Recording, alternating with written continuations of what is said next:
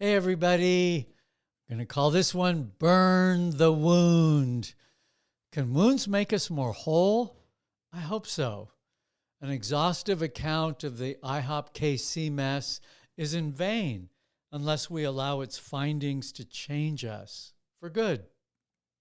Firefly, an aptly named independent investigative report on Bickle and Company, summarizes many voices alleging abusive misconduct in the house Bickle built. Here are the conclusions from the 68-page document. You can look those up on my blog. Don't read this instead of your devotional, not for the faint of heart.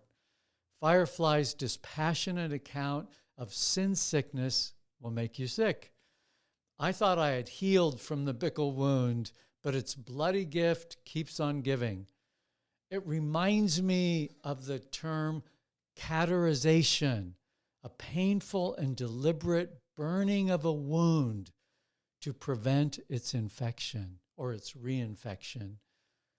Firefly affects a slow burn of a wound, now familiar.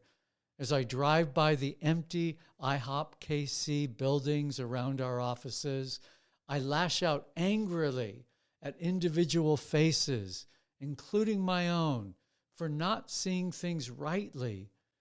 We're all cowards in a way, opting for the status quo. We want to prophesy pleasant things. We'd rather be sustained than be stoned.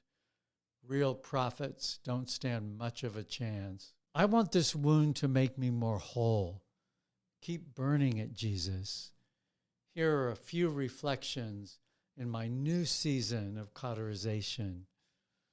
Mike was untouchable. He gave the appearance of having transcended his own humanity. I observed him as asexual, one whom God uniquely set apart to pray and fast and see for us the bigger picture. Closest staff gave Mike a pass. I wasn't among them. I left IHOP after a brief tenure when I discovered Mike was incapable of disciplining sexually immoral staff. I now see why.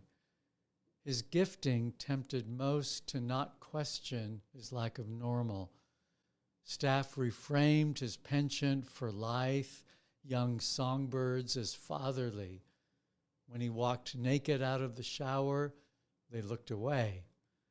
Weird glimpses of Mike in his man cave, a woman at his feet bearing essential oils, couldn't be that. Burn the wound. I know many who looked on him as a paragon of integrity. Feel the sting. Mike's good human needs for friendship, belonging, and proper touch never got integrated. Mike actually possessed deep, unmet needs that he stewarded in darkness. Discipleship then became a string of adulterous father-daughter friendships where he might lavish time and money and attention while getting a little on the side. Both Tammy and Deborah had decades-long friendships with him. Like Bill Clinton, Mike bought the lie that he never had sex with that woman, meaning only intercourse counts as sin. Anything else was excusable. Burn the wound. Own your own humanity. Talk to God and others about your inner longings and desires. Your motives aren't as pure as you think. Surrender vulnerable kingdom friendships to trusted ones who can help you live clean at your core and stay within reasonable boundaries. Own your sexual humanity, your powers of life and love. Don't confine sexual wholeness to refusing extramarital intercourse. That's parochial and frankly stupid. Get help. Burn the wound. And burn up any way you covered others' unrepentance because you didn't want to be exposed. Be gentle with others and gently seek mercy where you need it. Burn up pride. IHOPKC had a subtle arrogance. I dare say it still does. 27 prayer continues there. Its players hardened to the fact that its founders have never really owned wicked and cowardly stuff, and probably never will. Mike's whole shtick is, I won't defend myself, meaning only God will defend me. This is a holy dodge, a misuse of Christ-likeness. Mike, answer your accusers. Unlike Jesus, who was God, you're not.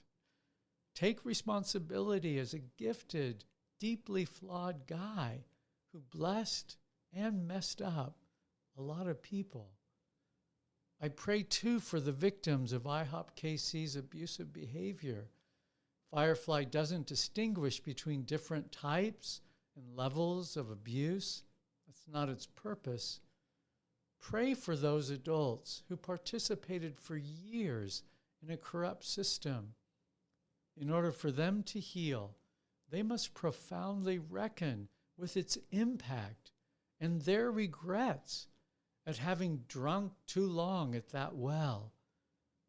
Accepting adult responsibility isn't about a 50-50 or even a 90-10 equation. It's about healing. And that can only happen if one owns his or her adult agency. To grow out of victimhood, burn the wound. There's no other way to heal. Become a whole survivor.